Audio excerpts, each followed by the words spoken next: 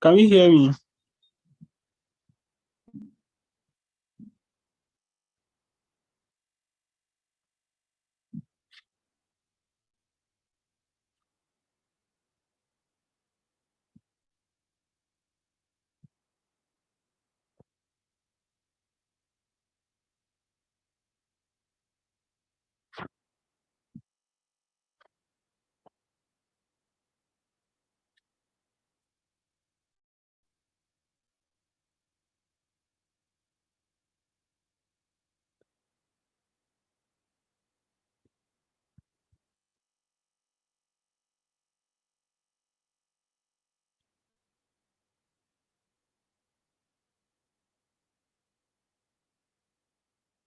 Okay, thank you very much, Blossom. I saw your message on the chat box. So, welcome everyone. Welcome to group week 3 of JIIPCC Mentorship and Internship program on the energy industry. And our topic for today is renewable energy and climate change.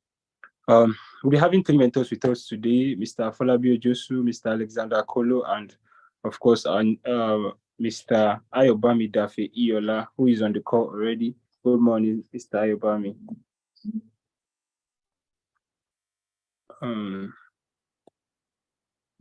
Thank you very much for joining us today. As we all know, my name is Hussein Mahadi, and I'll be moderating to this session.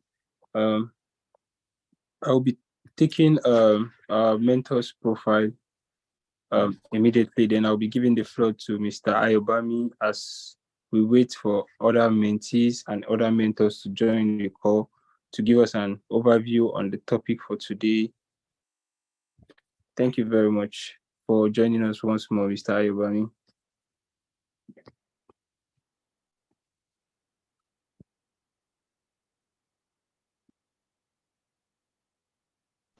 Yeah, you're welcome. Thank you.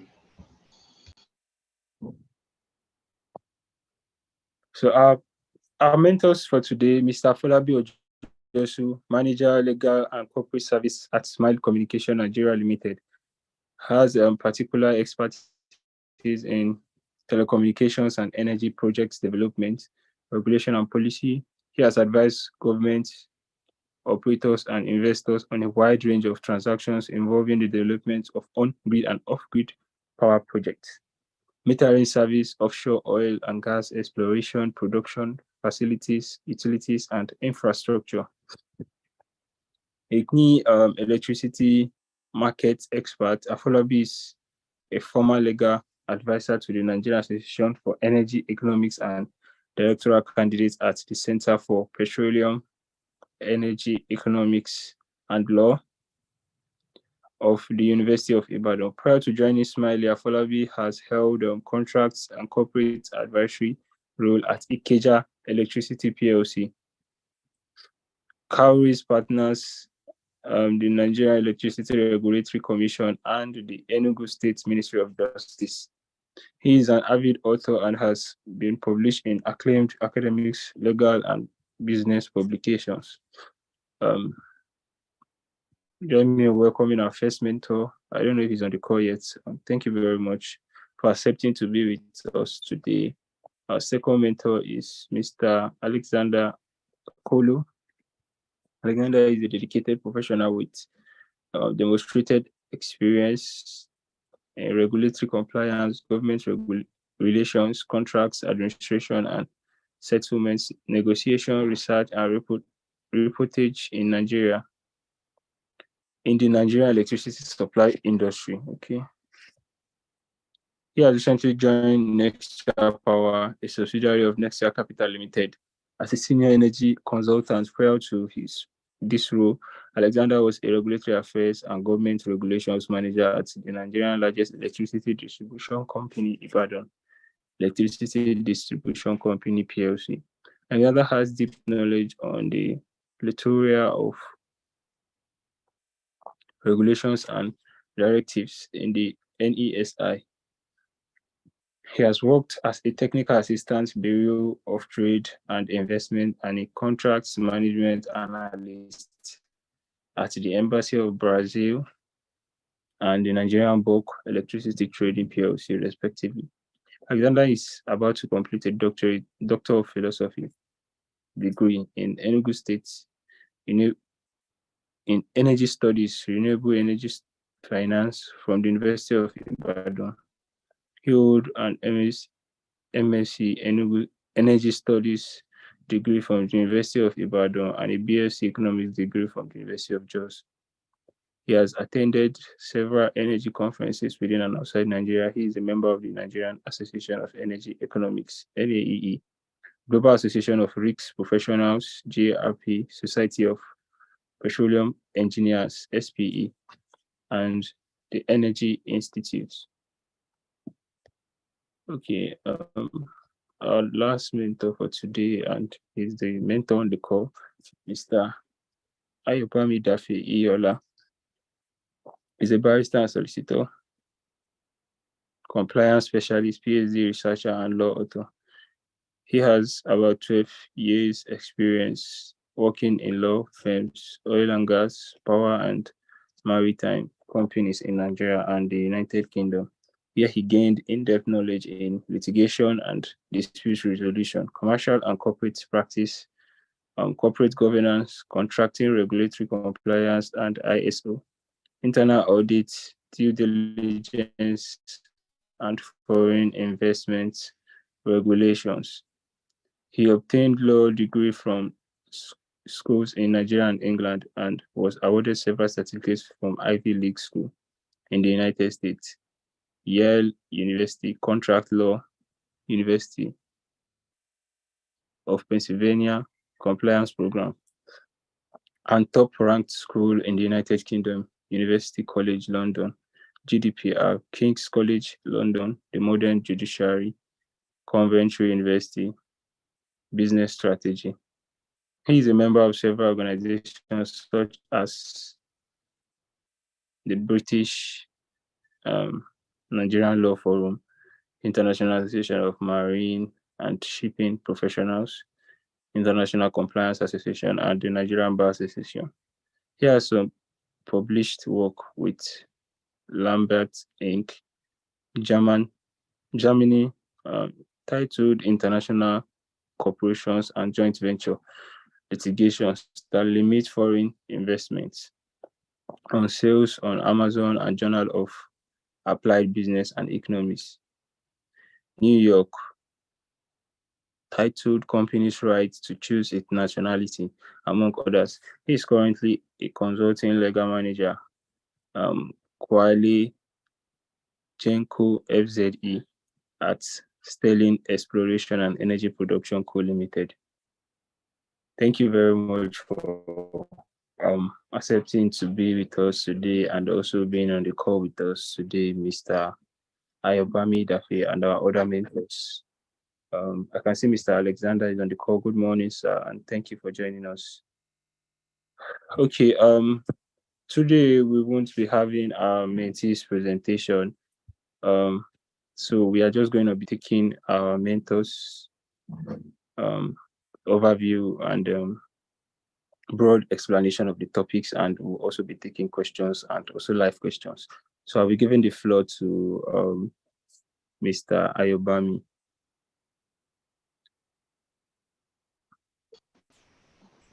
Okay, good morning, everyone. I hope you can hear me loud and clear. Yes, sir, we can. Oh, perfect. So, yeah, it's another time again with JIIPCC, and yes, we have quite an important topic today on renewable energy and climate change. And we know I've heard most of the Western nations and various conferences on climate change and moving from the fossil fuel to renewable energy. And Nigeria has also been a large part of those conferences, and with the aim that Africa needs to also take this as much as serious as other Western nations are in how we emit release of greenhouse gases into the atmosphere. And you hear that there are droughts in a particular place, or excessive rainfall in a particular place, or the polar, the high polar in the Antarctica is already melting, and so lands are being submerged, and a lot of other things. Why? Because of how we treat our environment around us, deforestation, flaring of gas and everything. So that's that's the push behind, renewable energy. Find easier ways. The whole world needs energy.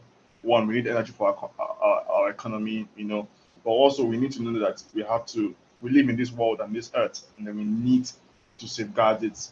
And that's where the legal framework comes into it, because when you want to get something done, everybody believes that parliaments of countries and legislations, National Assembly, or Senate, or House of Rep, like we have in Nigeria, have to come and bring in policies to safeguard and punish offending individuals, complaints, maybe imprisonment and fines and everything. And when it comes to those conferences Nigeria has attended, there's a couple of them Nigeria has ratified. When you talk about the United Nations Framework for Convention on Climate Change, UNFCCC, that's to the Kyoto Protocol, and also talk about the Paris Agreement, which Nigeria has rectified. So like I said, the whole idea is that Nigeria has a 2030 deadline and a 2060 deadline, basically, and there's a committee in Nigeria set up to it to ensure that Nigeria will be able to meet this target.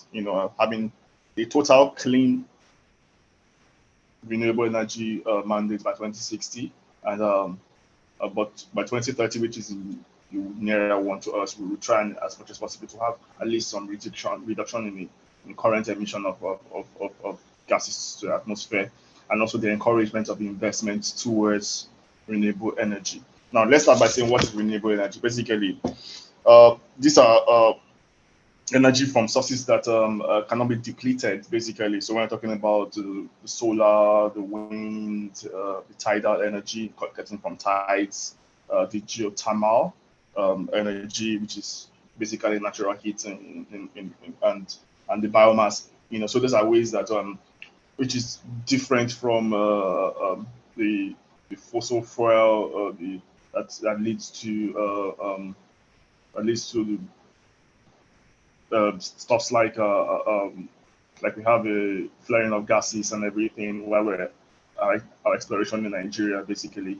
So you see countries all over the world like Total has changed into energies, because everyone is trying to find newer and better way and more safer way of doing energy, because we basically need energy for our country. Basically, we do that. So, but yeah, but it has been, of course, there have been also challenges in that aspect. For example, in the world so far, Germany had to move I think they have to move their target dates under the EU. I think which was supposed to be like 2040 or thereabouts, because, for example, the Russia-Ukraine war meant that gas couldn't come from all the way from the Ukraine to Germany. So the coal mines, for example, which is part of the fossil fuel, they had closed down so that they will embrace newer renewable energy sources, had to be reopened because there was winter and there was energy crisis, and not enough energy to heat up the houses and everything. People would die. But so also we have seen in Nigeria that challenges in moving to energy, to renewable energy is there. One, Nigeria it depends a lot on fossil fuel, and that's where we make our largest foreign exchange. So that means we all can do it gradually. We can't do it. It will impact our economy, and we won't have anything to depend on, since Nigeria is, for now, basically relying a lot on the crude oil and everything. So also have gas flaring and oil spills. We hear about it every day. The PIA is that's Petroleum Industry Act. It's one of the laws that was brought in to see if, but in my own personal opinion, I don't think it's doing enough for the environment in terms of sustainability and everything. Yesterday, I was reading a Punch that says that over 13.3 billion is being held in fines in gas flaring, and even companies now find it that it's easier for them to gas flare and pay the fine, because the amount's really nothing compared to what they're gaining from gas flaring. So you see, so there's not enough real legislative framework to hold, in my opinion, to hold these complaints from of harmful things to the environment. So, and of course, our energy sources are so dependent on fossil fuel, and one of the biggest challenges we have in Nigeria is financing non-renewable energy. I was talking to a CEO of a solar energy company, and he's just been complaining, and that's even to even get finance is at double digits. Loans are at double digits, and so there's no readily available funds, or a bank will most likely want to fund a purchase of a vessel or a crude oil exploration than say that, oh, you want to do a fossil fuel, than you say you want to do a solar plant or a wind turbine driven power system and everything. So these are challenges we currently have. So Nigeria is trying to balance the needs for our economy to be stable, because we rely on fossil fuel, to having a lot of legislative framework to guide against the use of fossil fuel and encourage renewable energy initiatives that we're trying to push by 2060. Yeah. So like I said, we have legislative framework in place. We have the PIA, we have the Climate Change Act, which was enacted in 2021, and we also have a Nigerian energy transition plan, which has some pretty interesting provisions to see how we can have the push towards renewable energy and thereby save the environment at the same time. So the Nigeria's energy transition plan was provided in 2022 August, and it was to find a way of generating new funding and investment opportunities for energy transition in Nigeria, basically, and of course, the goal to achieve Nigerian carbon zero initiative by 2060. We already know about the PIA. Like I mentioned earlier, there's some. I feel that more should be in the provisions for which we don't have so far, and to see how we can safeguard against oil spillage and gas flaring and encourage other forms of energy. Basically, yes. So on the Nigerian Climate Act, like I said, it was November 2021. It was signed in, and it's encouraging Nigeria ministries and departments to go with renewable options when they're in their projects and their activities, basically, and so that it also leads to the 2060 goal that Nigeria has. It also says that private companies that have more than 50 employees should have a climate officer, or an environmental sustainability officer, who is supposed to give a form of a report annually to the National Council of Climate Change, basically. So it's not talking about reporting. So we have a lot in 2021. I can tell you that I've not heard of anybody having a climate change officer in the company and reporting annually. So as I say that, we're having it's a push between do we want to make money, help our economy grow, and also have these initiatives of safeguarding our environment. Yeah. So of course, they also provides for fines of principal officers, imprisonment, and everything. So the law is there. Now, is the law strong enough? Maybe yes, maybe no. It's debatable in theory. Why? Because we need to see more physical push, or see it in practice, basically, to know that this is working, and if it's not working, how do we make it work? So first, we need to use the framework we have currently under the Climate Change Act, and then of course we now see if it's good enough for 2060 goal, or it isn't good enough, and we need to maybe amend and make subsidiary legislations in assisting how the Climate Change Act would work. So basically, that's all about. I would say, before giving the floor to the other mentors, and so hopefully we'll have a more interesting questions and answers later, and I would love to even ask you, saying, I don't know, why was there no slides? I thought I was missed out in the emails. I know I had an email problem. I had some issues with my iCloud email and had to switch to Gmail. So I don't know. Is there a particular reason why there was I no was sending slides? you right. It was not. It was just declining automatically, saying Yes. your but the slides it's actually my fault and also the mentee's fault. Oh, okay. Yeah, Okay. I sent them the topics, but I didn't like send who will be compiling, who is the group Oh, leader, and I didn't remember because I was sending topics to like 7 groups, so okay. like 7 courses, and If, they also didn't say, Mr. Hussein, please, who is the this that. So okay. I think Well, they were I also don't know if it's okay with your other mentors. I would say that they should still work on it and send it. We can always just I can always just give an email response even if we don't have it on the call, so that they'll see yeah. so that they would gain something definitely. So you could still send. I believe you have my new email, Yes, yes, sir. my automated email. Good. Okay, so just let them still work on it and send it as soon as possible. Yeah. All right, sir. I will do that, sir. Yeah. Thank you very much. Okay, thank you very much once more, Mr. Yobami, for joining us today. I learned that we're not giving a quick reminder a day before or also today. Thank you very much for still joining us anyways. I can see Mr. Alexander Akolo is on the call, so I'll be giving the floor to him to also extensively explain our topic for today, renewable energy and climate change. Thank you very much.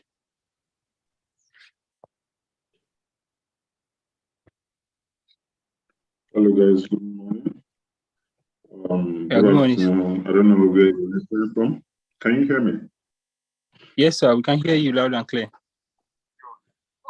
Okay, that's great.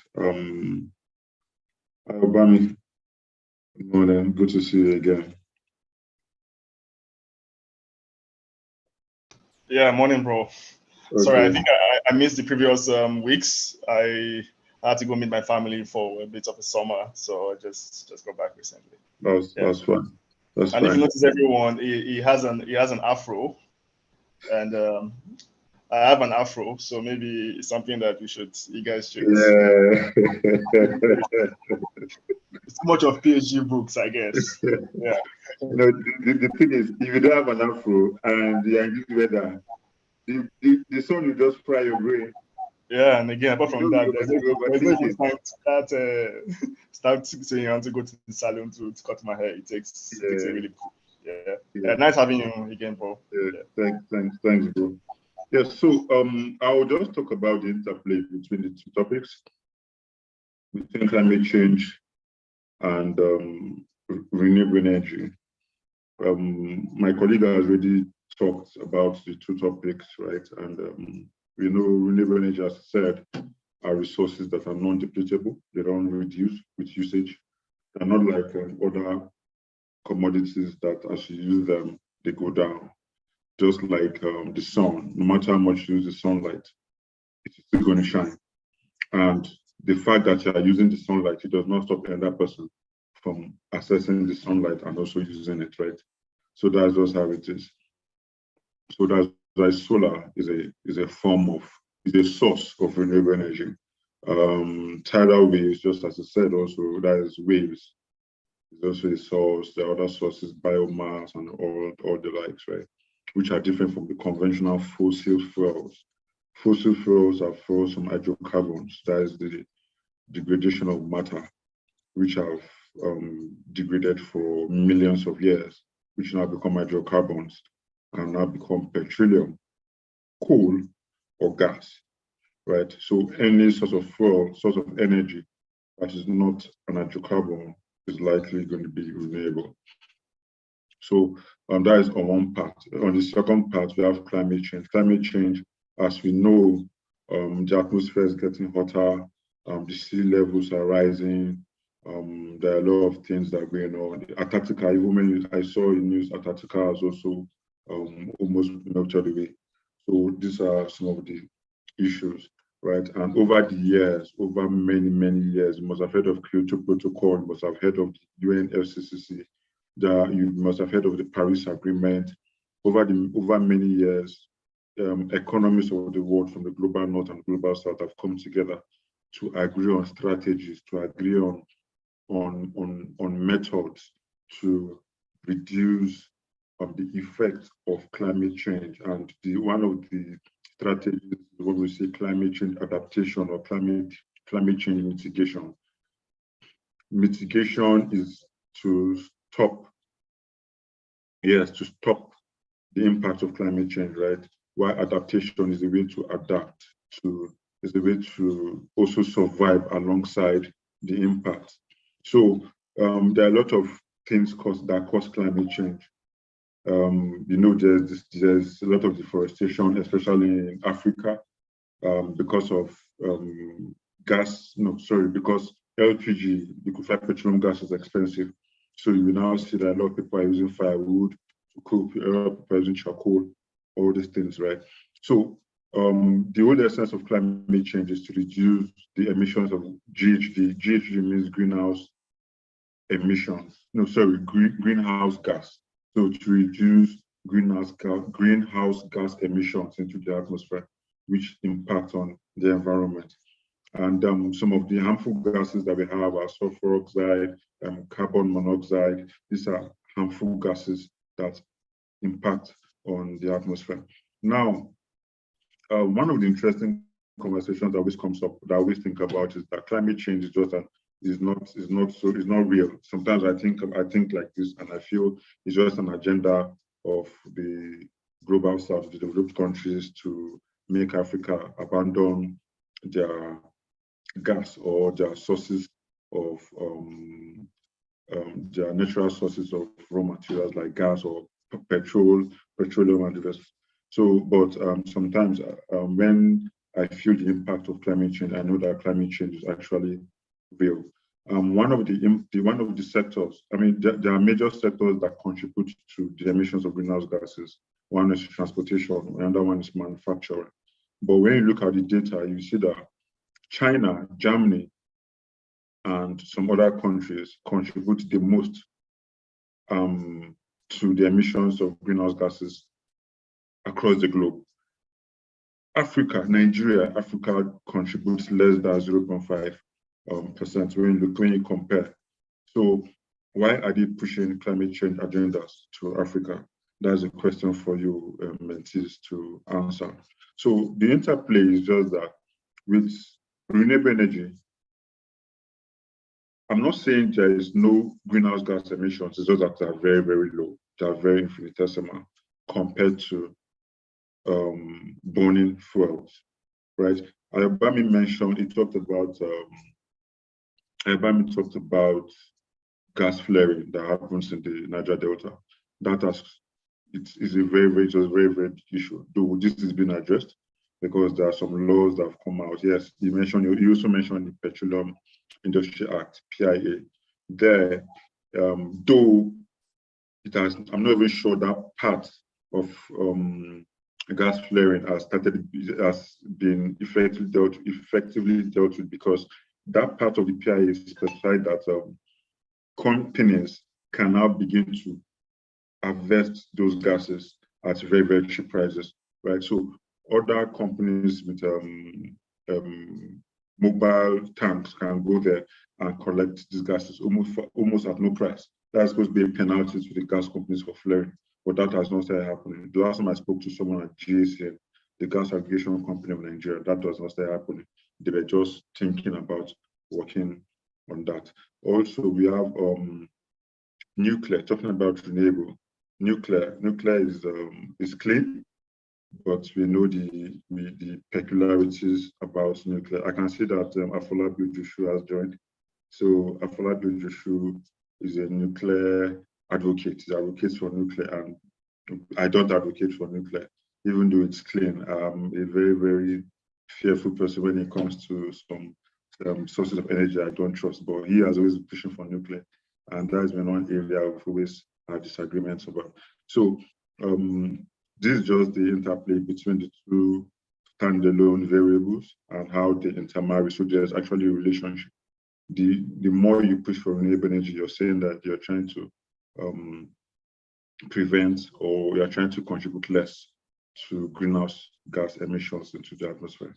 So I hope I'll be able to provide some background into the topic. Thank you very much.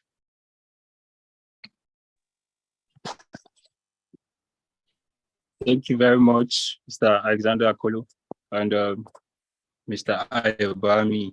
And thank you very much for joining us, Mr. Afolabi Ojosu.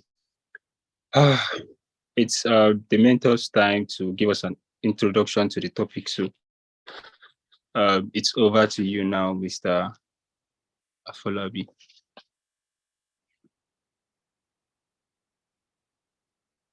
Okay, good morning, everybody. Topic is quite interesting, especially when you look at it from the area of renewable energy and climate change. They are both factors that interplay on one another. All right? They've said, the West has said, the more you switch to renewable energy, the better we're able to mitigate climate change. That's been the rhetoric for the past number of years.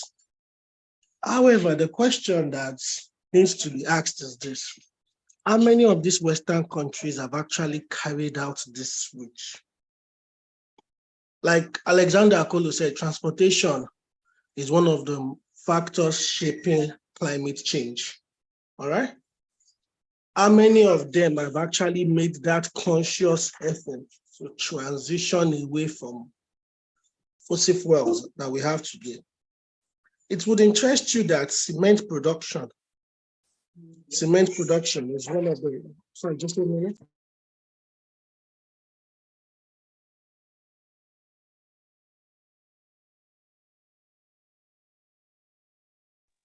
It will interest you to see that cement production is one of the largest factors contributing to climate change in the world today. But have we stopped building houses? Have we stopped having skyscrapers? Dangote is still making money off cement, right?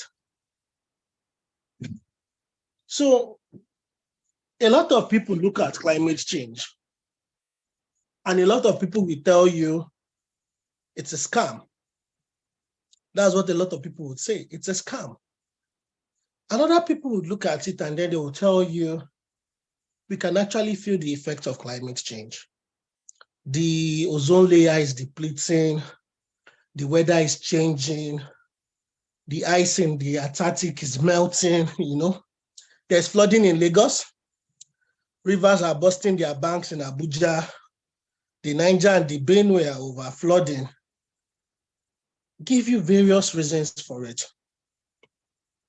But then I would like mentees to make up their own mind concerning climate change. In terms of renewable energy, yes, there are various ways in which we can switch to renewable energy. For me, I'm a nuclear advocate. I believe nuclear power is a very clean source of energy. A lot of people have various concerns concerning radiation. I believe once you are able to put in the safety mechanism for nuclear power, is one of the cheapest and safest way for you to produce electricity. Various laws surrounding solar power generation, wind generation. But in all of this, the very important fact a lot of us has forgotten is the cost.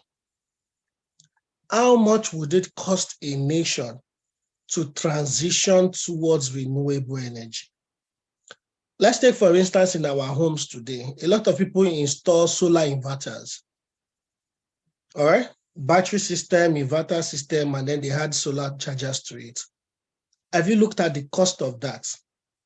Vis-a-vis the electricity you have today. and that's just a monetary cost.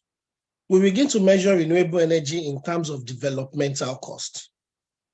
If we were to transition industries in Nigeria today to renewable energy, what would be the true cost in terms of having to pass those costs on goods and services? All right? So, and then the final aspect of it, do we actually as Africans have this technology? In the whole of Nigeria, there's only one person that is making an attempt at producing solar panels. That's Naseni. I'm yet to see a solar panel production company in Nigeria. They are not producing, they are assembling. Sorry, Naseni is assembling, Abi Alex. Assembling, they are not producing. Okay, thank you. So very, very good correction by Alexander there. They are assembling, they are not producing. So imagine where we have to use our hard-end Forex with what Forex is saying in Nigeria today to import renewable energy products into Nigeria to adopt into the renewable energy goals. I'm not sure we have that kind of Forex reserves if we were to transition. So I believe when we talk about renewable energy, we should actually be talking about who are the people renewable energy is made for. Renewable energy is good. But as a nation, can we afford to transition into renewable energy? What is the true cost of that transition? Should we, on our current trajectory, continue with the fossil fuels that we have? Can we make those fossil fuels cleaner? And I'm going to be very honest with you, and this is why I don't take a position on climate change and renewable energy. So that's what I want this class to know. I do not take a position on any of both. I like mentees to make up their mind on the positions they want to take and they want to adopt based on their own personal informed opinions and knowledge about the issue.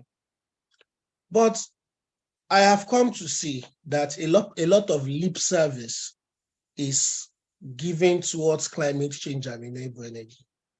You have a Western country that is promoting renewable energy and promoting climate change, but yet they are still granting oil mining licenses. They are still digging oil wells to dig up fossil fuels. If you said the fossil fuel was so destructive to the climate, I believe that we should be leaving the fossil fuel in the ground. And you, as an advocate of climate change, should no longer be granting oil licenses to dig up the same fossil fuel. It would interest you that the major financial contributors to climate change research are actually oil companies. The big sisters of oil are the major contributors. They even open labs. And they are also the same people that are transitioning into renewable energy. For instance, Total. And now you are having Total Energies as in renewable forms. They are doing batteries, they are doing solar. We could go on and on. They are even having renewable companies in Nigeria. Daystar Power. They are having renewable energy companies as subsidiaries of oil companies. So the question we need to ask ourselves is this: do we need to use our crude and its products, gas, diesel, petrol, to develop as a country?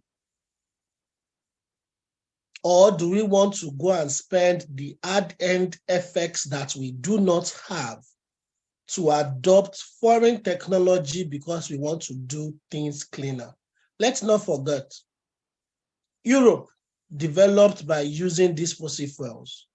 Now it's the turn of Africa to develop, and then they say, do not use fossil fuels. So I'm going to stop there and let the mentees make up their mind on which side of the argument they want to be on. Thank you very much.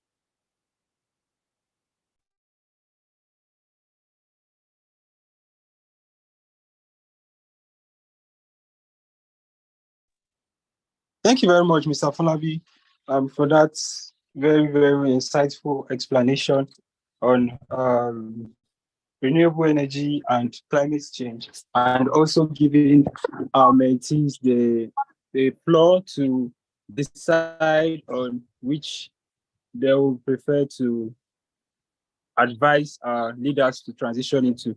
So I'll be calling on all our mentees one after the other, since we don't have presentation for today,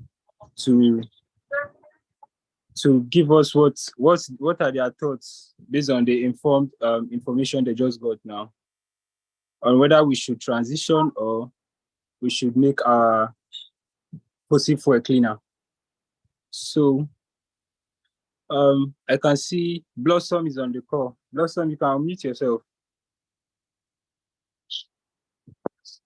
and tell us what you think.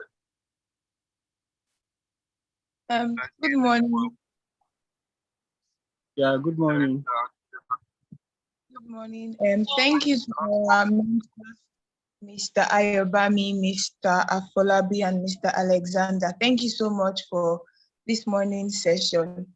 I must say that I've been lost in thought since the beginning of this morning's session, because I've just been thinking, how exactly do we want to achieve this net zero emission by 2060, especially in Nigeria, where the bulk of our economy is powered by the fossil fuel industry. But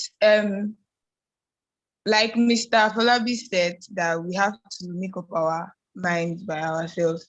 I actually do not think, while I think that renewable energy, transitioning to renewable energy is possible, or let me say necessary, I don't think, to be honest, maybe because 2060 seems like it's far.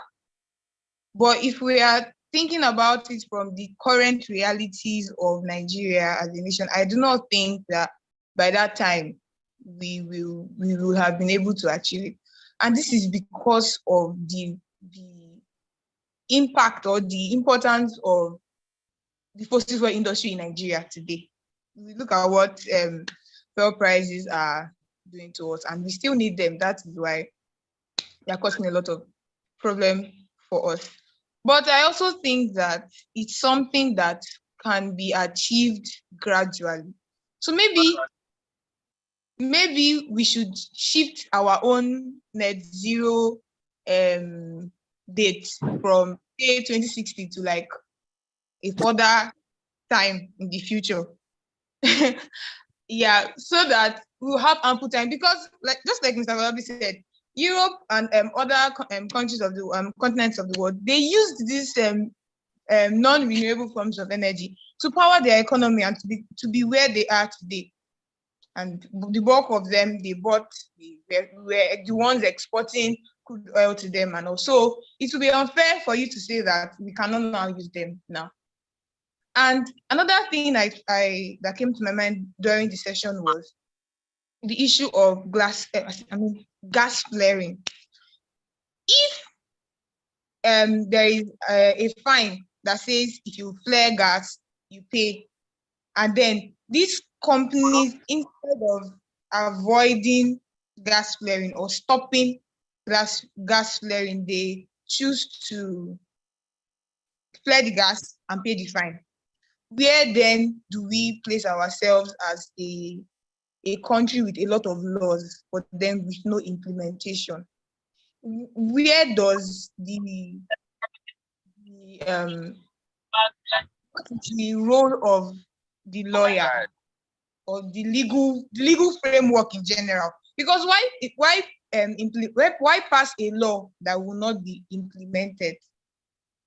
So I think that we really have a long way to go from the legal aspect, implementation of laws, to even these oil companies themselves. I think they should actually let Africa breathe small, so that we know what we are doing, and then we can gain traction from there. So thank you very much. Thank you very much, Blossom. I would leave the comments on all your thoughts to our mentors. I'll be calling on our second mentee on the call. I can see Ebube Ugoji. It's over to you. Okay, good morning, everyone. Good morning to our wonderful mentors for the inspiring and insightful comments and lectures. So, from the little I've garnered and background knowledge on energy and renewable energy and climate, um, with I think it almost looks like a conspiracy against third world countries that we are even yet to start enjoying the fruits of our labor, the fruits of, even Nigeria is yet to actually properly utilize its fossil fuel industry. They are yet to even employ necessary technologies to actually, benefit from the fuel they have. Look at Dangote Refinery that just came up.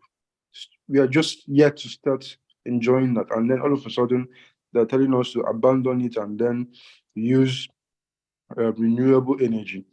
It's beneficial, no doubt.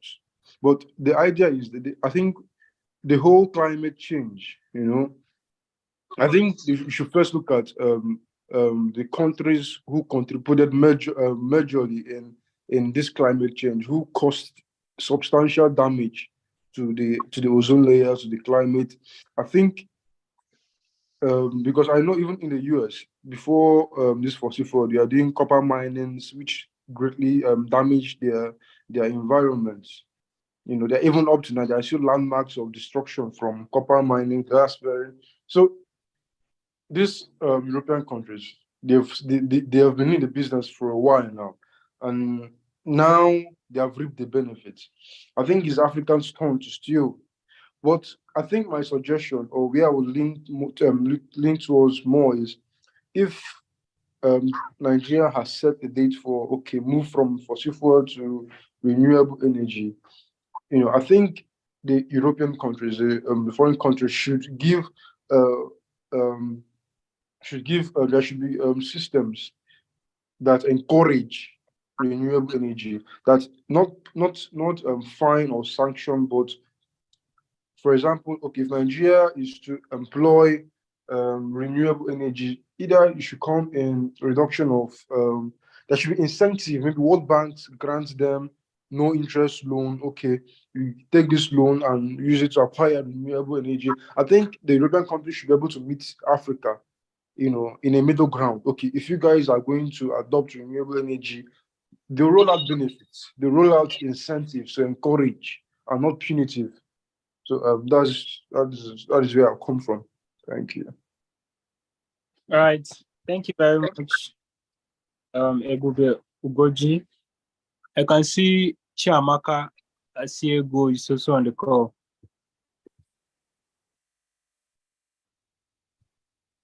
Chiamaka, kindly unmute yourself, turn on your video preferably, and tell us what your thoughts are. Good morning, everyone. Thank you very morning. much, our mentors, for the insight on renewable energy and climate change. So I have a little contribution. So on my part, I feel like whichever way we want to look at it, climate change, renewable energy, fossil fuel, I feel like these two components have their own pros and cons. And I am on a middle ground in that the renewable energy is not a perfect solution Nigeria needs. It also has its disadvantage.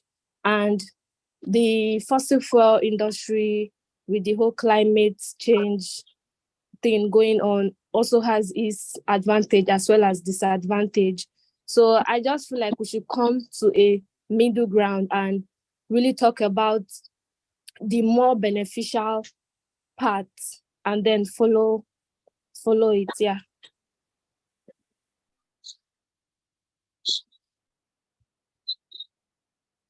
Okay, thank you very much, Chiamaka. Who else is on the call? I saw a mentee on the call just now, but I think he left. Okay, I'll give the floor to Mr. Afolabi to judge the comments to say. So before we take the few questions that In the words of a very popular scholar, and I'm going to say very popular scholar now, in the words of a very popular scholar, because he's a man that has been studied extensively in recent times. I'm going to say, let the poor breathe. I believe the developed countries should let Africa breathe. The fuel that we have, we've not even finished using it. We are still flaring gas. Russia pipes gas all the way to Germany. You have the Nord 1, you have the Nord 2, the Nord Stream gas pipeline. Russia is piping gas from Russia to Germany. Imagine how many countries that gas pipeline has to pass through to get to Germany. Before we talk about climate change or no climate change, let us first start piping our own gas too, like that AKK gas pipeline we are doing. That Trans-Sahara pipe gas line. Let us pipe our own gas too. Let us earn money from it also. Let that go come online. Let us have cheaper petroleum products also. They say it is very, very easy for a man to point to another man when his stomach is full. But if a man is hungry, he does not have the time to point to anybody. He is looking for how to satisfy his hunger. Africa is hungry. Africa is hungry for development. We are hungry for change. We're also hungry to develop our own technologies to exploit our minerals. So I would tell people, and this is my take on it, if you live in the north and you feel you have adequate amount of sunshine, use solar. If you live in the Niger Delta and you have gas flowing in your backyard, use gas. If you live in the Benue or in the Niger and then there's hydro near you, use hydro. If you live in Niger Republic and you have uranium, use nuclear power. I believe that countries should be allowed to utilize the resources where they are, regardless whether it is renewable or non-renewable. But the least cost-efficient method of providing energy should be used to enable countries develop. For Africa today, I don't believe solar panel, wind turbines are the way to go. Because we do not manufacture them, we do not make them. And it means that you have to first sell something from your country to another country to get the foreign exchange in which you are going to use to buy those renewable energy technology. What do you have to sell? The only thing we are selling in Nigeria today is crude. That's the only thing we are measuring. Yes, we might have agri exports. Yes, we might have other forms of exports. But the major exports we are measuring is crude. As of today, you could hear NNPC saying that they added 128 billion because there's no longer subsidy. We can hear that the federal government now has 1.9 trillion to share in this month of July, the highest ever. The only thing we have to sell is crude. And then they still tell us that that crude is climate change. We should not sell anything. Please, if we don't sell crude, what are we going to eat in Nigeria? So I'm an advocate for development. And I say every nation should use its mineral resources in situ where it is found to develop that place and to develop production. Thank you very much. for Afolabi, for that judgment and also final comments. I will give the floor to Mr. Alexander as well as Mr. Ayobami to also give us their contribution. Mr. Alexander, yeah. Yeah. The last thing that Afolabi, he believes people should use what they have right? So in economics, that law is called the theory of comparative advantage, right? Which says countries should specialize in the production of goods and services in which they have comparative advantage over others. I belong to that school of thought, and the truth is, development. Yes, sir. Your voice is. Renewable energy is good. Can you hear me? Yeah, we can hear you now. Yes, I'm just gathering my thoughts, right? So okay. What I was saying is that just as Afolabi said, countries should specialize in the production of goods and services which have comparative advantages over others. And as I'm talking to you now, there are over 1,001 coal power plants in China, 285 in India, 225 in the United States, 92 in Japan. These are coal-fired plants. Coal-fired plants that we know is the dirtiest or one of the dirtiest sources of as in fuels. If China still has 1,100 coal power plants, then who are they to tell us not to use our coal or our hydrocarbons, right? So I see the hypocrisy because these guys are already developed by our standards. Their HDI, Human Development Index is high, standard of living is very high, everything is high, they have good healthcare and the rest. And Africa, which is trying to develop, you're now limiting. Because the funny thing is, all these guys, they're the ones advocating for hydrogen. Someone said earlier, the technology is not there in Africa. So that is to say, you have to go to their country to get the technology. You're not only getting the technology, you're also getting the equipment. Sometimes, for this equipment to even work, you need to get their staff to come and operate this equipment because they're not going to do technology transfer. What happens? There's a lot of capital flight from Africa to these other countries. So they are making money and they're still using hydrocarbons. These guys are still using coal, they're still using, yes, we see a lot of news about electric vehicles, a lot of news about electric vehicles and maybe other sources that they claim are cleaner. There's even something now going on, hydrogen. They're advocating for hydrogen. There's a lot of talk of hydrogen in Nigeria. How? So I don't even know if, because right now Africa needs development. And when I'm talking development, we need a massive turnaround in industrialization. Can renewable energy crystallize? Can renewable energy drive industrialization? Bami works for an oil company. He's still working for an oil company. Why hasn't his oil company closed down?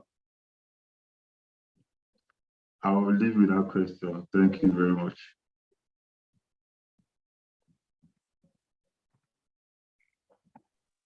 Thank you very much, Mr.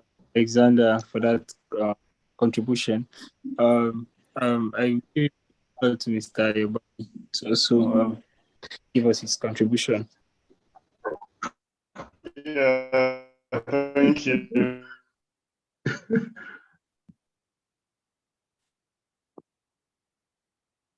We can't hear you. You're muted. Yes, I consult for an oil company, but I actually consult for the oil company in power generation. Yeah. Can you hear me now? Okay, can you hear yes, you? Yes, Okay, can you hear me now? Yes, sir. Okay, perfect. Yeah, I said yes. Alexandra is right. I consult for an exploration company, but more in power generation and a bit of gas and a bit of subsurface facilities. Yeah. So yes, our mentors have spoken on the realities of how complex the whole renewable energy and climate change is actually. And like I spoke about earlier, yes, there are some difficulties. Sorry, a bit. Yeah. So yes, there are some difficulties and challenges that we have to face in Nigeria if we have to toe the line of the world. And I remember saying earlier that the first part is the fact that we depend a lot on fossil fuel. Our economy, the monies from FX we get from crude is what we use to run the country. Energy holdings rely so much on that, you know, and of course, all this technology we're talking about is foreign to us, and we have to bring it into Nigeria to make it work. So yes, there is the economics part of it, and there's also the environmental and sustainability part of it. Now, I've always been in the middle of both because you have to find a way of we can't go hungry because we have to toe the line of environmental sustainability and everything. Yes, we have to. But I also feel that there are some things we unnecessarily don't have to do. For example, gas flaring, we don't have to. Do you know why? Because that gas we're flaring, we can even use it to help our electricity industry, for example.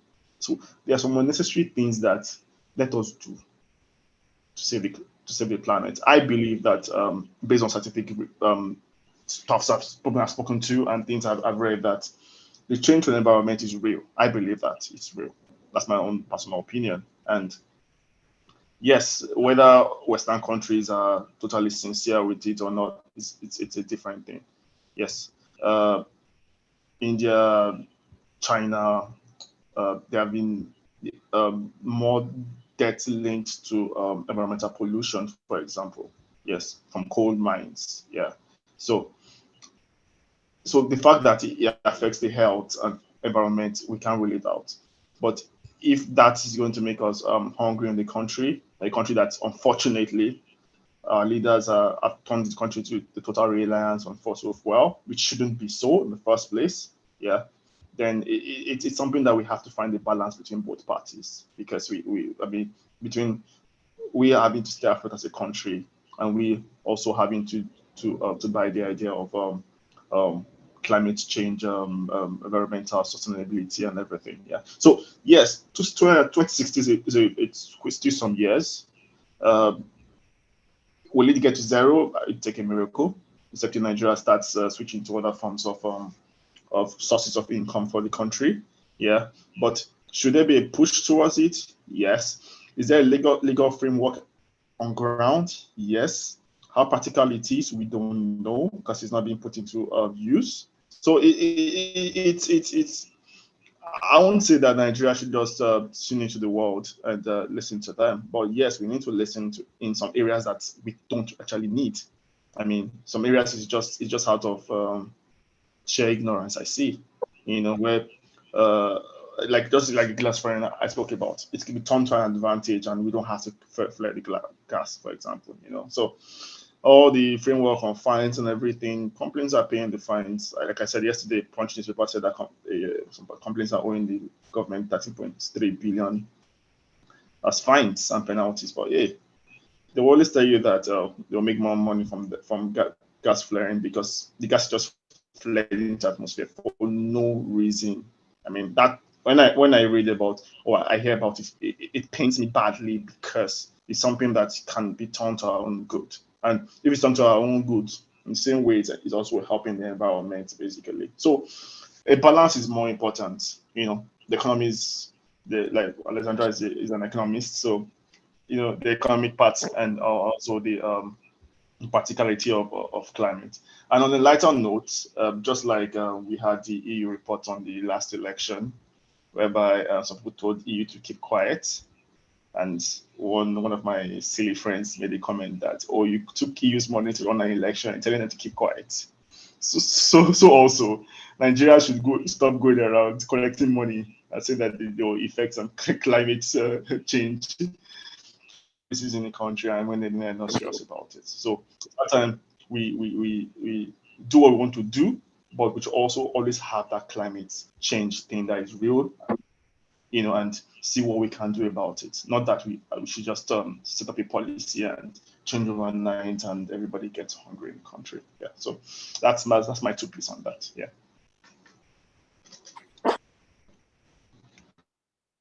Thank you very much, Mr. Ayobami, all our mentors. Thank you very much. All the comments are really, really insightful and thoughtful. Thank you very much once again. We'll be taking the picture time before we take a few questions. I also encourage our mentees with any question regarding the topic for today to just raise your hand and ask your question. But for now, for the next 30 seconds, kindly put on your video while I take some shots. Thank you to do so.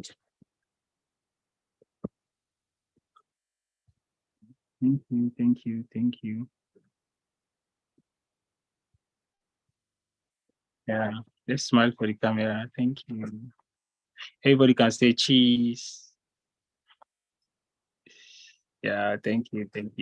Yeah, I've taken some screenshots. So it's the question and answer session. So anyone with question, any mentee with any question, you can ask your question right now.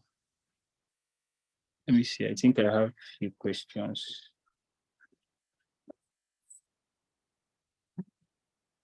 Okay.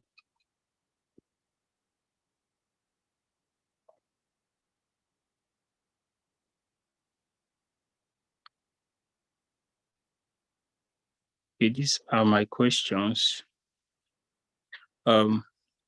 Is there any sustainability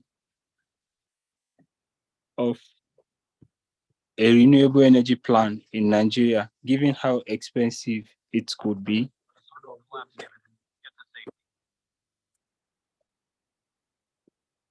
Okay, I just posted it on the chat box. So the question, Mr.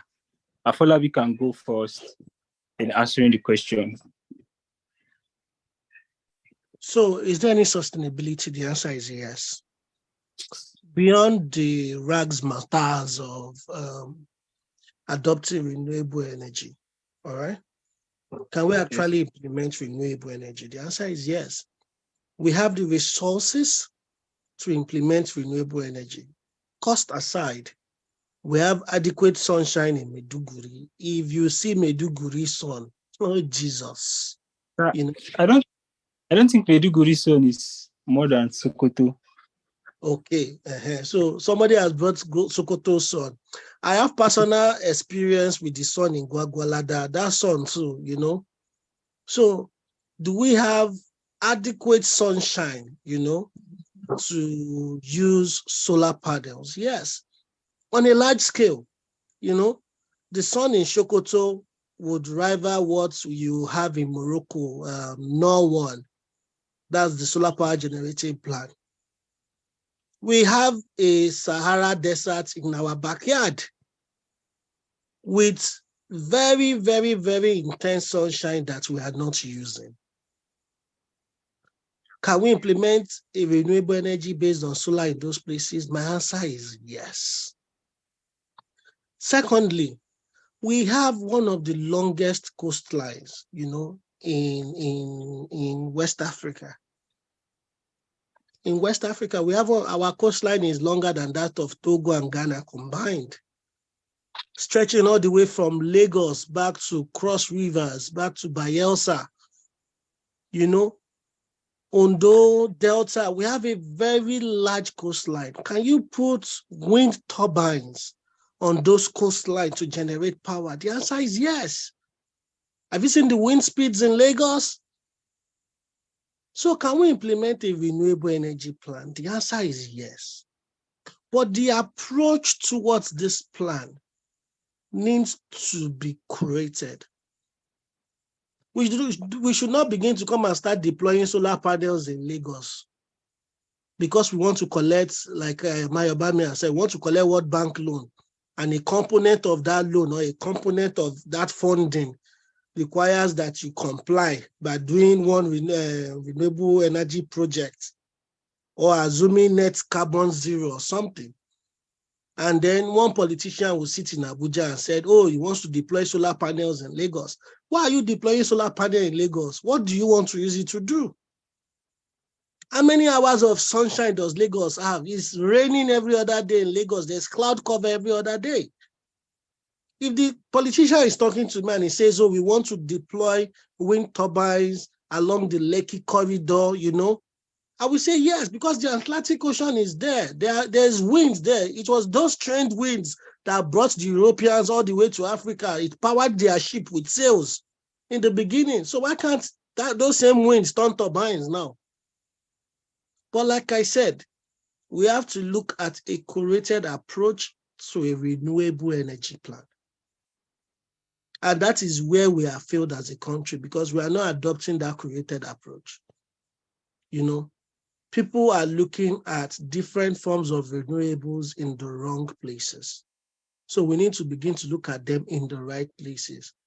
Furthermore, places like Delta, for instance, I believe that we should begin to implement the laws on gas flaring. Gas flaring is a menace on its own.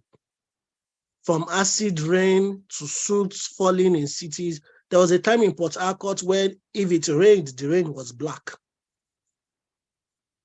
You know, we need to implement these processes, begin to look at how we super cool or super chill gas, you know, for exports instead of flaring them. And the fact is that the technology to do all of this is within the reach of the government, is within the ambit of the government. But the government would rather collect the fines for flaring gas rather than taking the gas at the flare stack. So those are the places we need to look into. Thank you. I'll let Alex and Ayobami comment.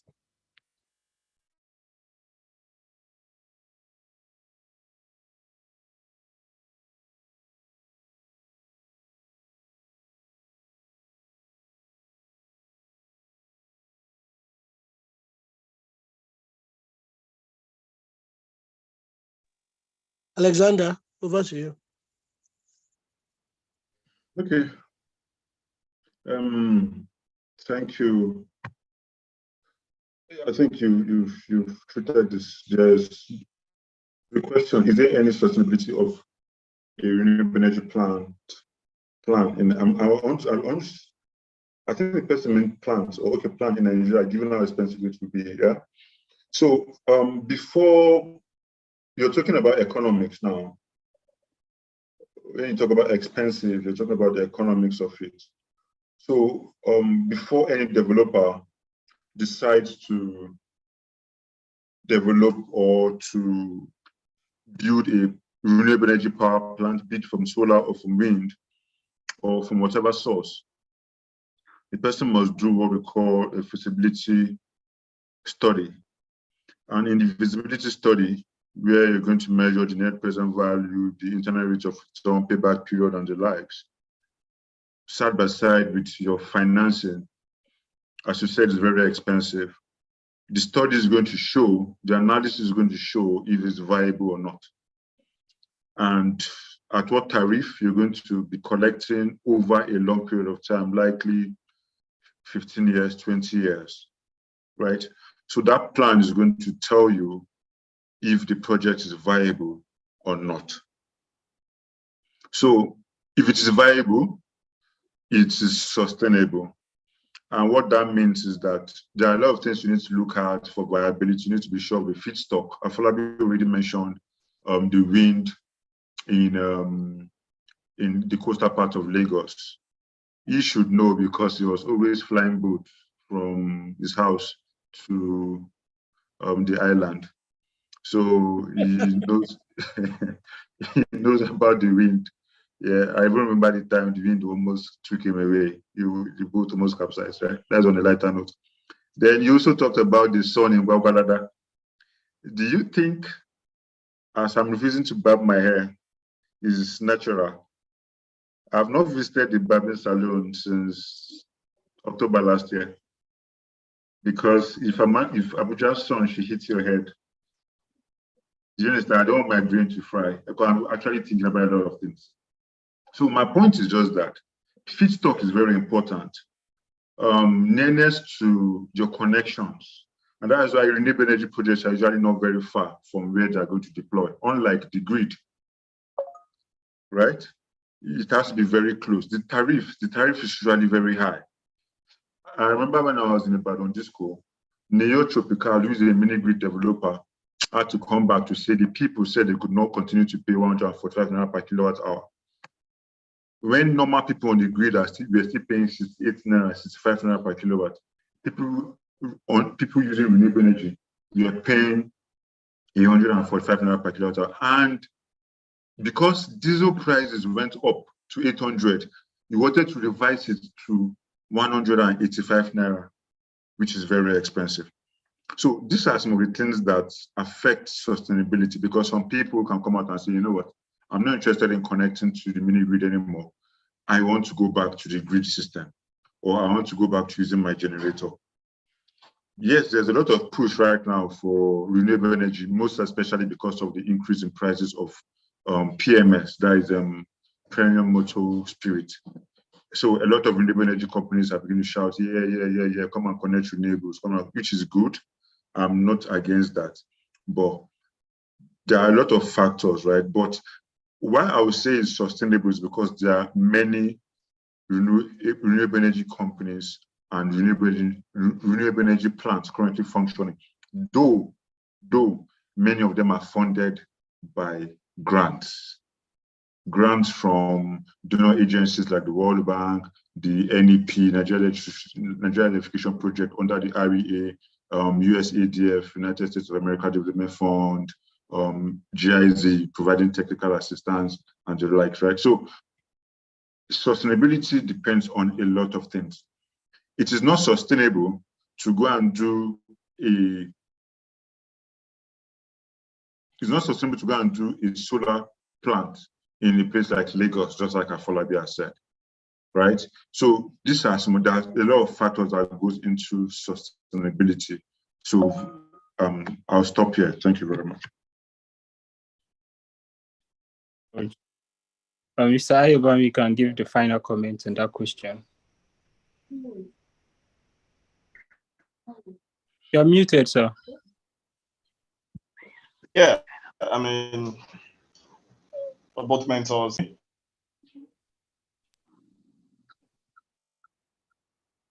Hello. Okay, can you hear me now? Yes. Hello, can you hear me? Yeah, we can hear you now. Oh, okay. Yeah, thanks. Yeah, so I mean, both the legal luminary and the economists have spoken well, and the fact is that we have what it takes for the renewable energy sources in Nigeria. Alexander also made it very, very key, and it's all about financing. And after you finance a project, also, how do you make your money back? So when you have the other alternative, other fossil fuels, alternatives cheaper, so how to encourage people to go buy renewables? So that's a big problem. But that's what the Nigerian Energy Transitional Plan is that is supposed to take care of. I mean, on paper, but like I said, it's an issue of implementation, because the plan says, which I think the mentees should read about, and for that presentation, it talks about how to assist in funding and the like, and basically feasibility studies and something similar, But like I said, on paper, it looks pretty good. I mean, but in practice, it's the practical approach is what's yet to be seen. So yes, we have the tools for it, but one way or the other, we're still struggling on it. So that's my take here.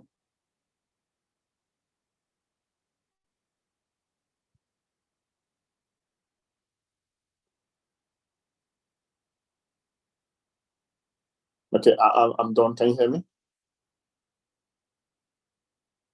Yeah, thank you very much. So we'll be taking the next question. Okay, let's take the question from our mentee first. Blossom sent a question on the chat box.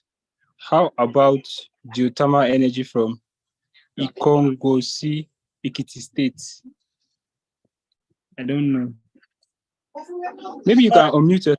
Let me just answer Blossom's question. Okay. So Blossom, we have a lot of should I call it warm springs? Yeah. So let me call them a lot of geothermal potential in Nigeria. The Kogosi is just one of them. Kogosi, Wiki Springs. There's also this place in Bauchi. I'm trying to remember the name. All right, where we also have this kind of features. But then largely they have remained untapped. Not because we don't know about it. We know about it, but because we don't have the technology to tap them.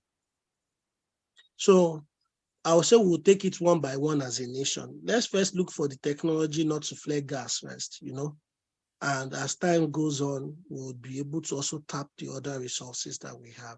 Can we borrow this technology? Yes. Can we buy this technology? Yes. But then when you are adopting technology, you also have to look at the cost of adoption of that technology. How long do you want to go before you have to develop local capacity in that technology? For the petroleum sector, for instance, it has taken us since when we first found oil in Oloibiri till now to even begin to develop appropriate technologies, homegrown technologies, for our industry. Even wellhead meters, I'm not sure they are made in Nigeria. So I believe that the key driving factor here is having technology to be able to harness these sources of energy. And I believe people like ASU, people like Naseni, people like the FG have a lot to do in transforming research into technology, which we can actually use as a nation to grow. That is what other countries have done. That's why we have the MITs, the Harvards. They've been able to transform research into technology to make their nations grow. So I believe if we're able to also do that as a nation, we can get somewhere. Thank you. I'll let the other mentors comment. Thank you. Okay, thank you very much, Mr. Fola. So we'll give the floor to Mr. Alexander to also comment on that, if he has any.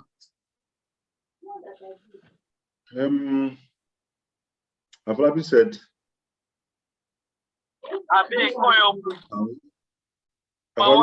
Can we? Who's unmuted? Okay. I've already said, can we borrow the technology? Can we buy the technology? He did not say anything if you can steal the technology. I was waiting for him to say if you can steal the technology. So he has really answered this, but I want to answer the second question. I can see a second question there. What would be the fate of the fossil fuel industry if the world eventually goes fully unrenewable? I don't think this is ever possible.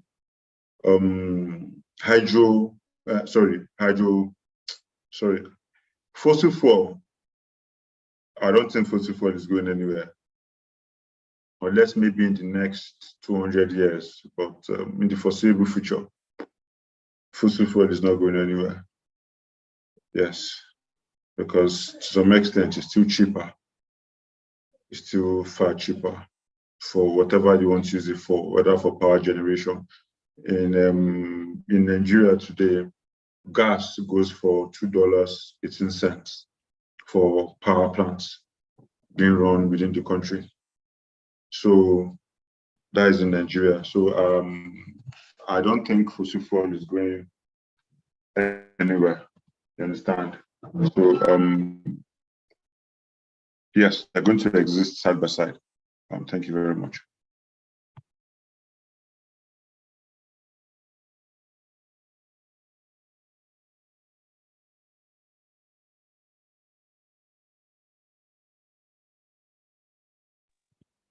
I think just before your banning comes online, I'm sure a lot of us know about having spies in industries. So if you should look at the industrialized age, most of the time what those spies were looking to steal was technology. They were not looking to steal petroleum products, goods, or services. They were willing to steal information that enabled technology to develop. So either they were stealing blueprints, they were stealing plans, they were stealing formulas. And that's the way nations like North Korea, Iran, and the rest, that's the way they operate. So unless Alex is planning to become CIA, I'm already off this call. Thank you very much. Yeah, I mean, Alex, Afolabi, yeah, I was also thinking that if I think Nigeria would end up going to steal none of those technologies, then we should start counting us as the personal non grata in the world. That means we're ready to be like North Korea on our own. But those countries won't forgive us, they won't forgive us at all. So if we're ready to be on our own, then we can do anything. But if not, I believe IP laws and the code. I think we have Bernice, the Cardinal Counsel on. She can talk more on IP laws for us. She's more of the expert on it. Yeah. So yes, Alexandra made a very good point on that. If it's possible for fossil fuel to whether it can actually take over fully, or the fate of fossil fuel side by side renewables. Yes. So one of the most important things, the better thing he said is that it's the price. The pricing is it, and as much as renewable energy is renewable energy, the capacity, it's still a problem. It's still a problem. I mean, it's something I'm still trying to learn a lot, because the way you buy 200 panels and you find out you can power all the whole house, so you have to start looking for it can take the fridge, it can take the freezer, it can take all the bulbs, it can take all the sockets, so the capacity also is something that we have to look at it. So that mainly means that you have to invest more in that, and you might not get the desired capacity in comparison to fossil fuel. And what I won't be able to say for now is if I know that I did the research on the EU law for 2040 about the switch to renewable, especially when it comes to cars and everything. And they were talking about airplanes also, and talking about ships and everything. Yeah, so it's a plan in place. Now, if by Oyibo wonder, how did they say it? They're able to achieve that, then yes, we might have a bit of less demand for fossil fuel. It's a possibility that we should look at. We shouldn't be caught unawares, because if we get a less demand, then and we are fully relying on fossil fuel in a country like Nigeria, then and people don't want to buy crude as much as they used to, then what becomes our fate? So I'll prefer if Nigeria starts researching the like I feel like you said, researching the renewable energies. So while we're building, we're still using our fossil stocks. We should also prepare for something that might happen.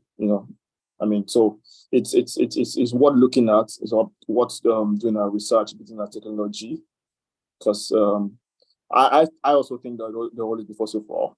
Yes, but I've also I also know that there are researchers around the world in top care. But the main issue now is just renewable energy just seems to be more expensive in comparison to fossil fuel.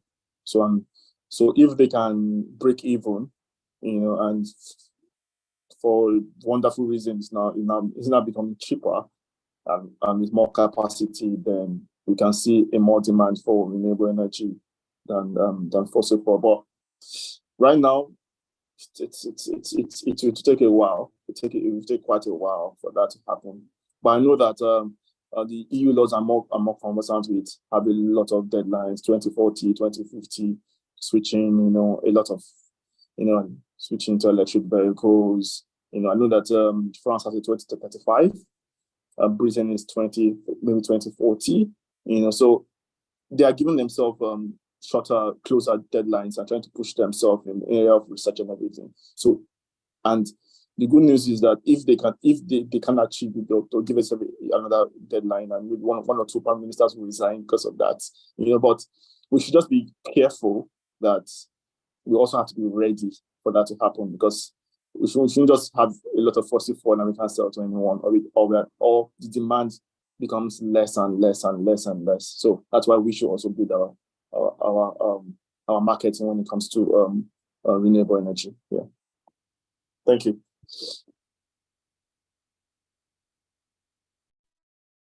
Thank you very much to all our mentors. I'm so happy that we had our 3 mentors on the call today. At some point, I was afraid Mr. Afolabi won't be joining us. So thank you very much for joining us today. Thank you very much for all the knowledge being shared to our mentees. We are so grateful and we truly appreciate.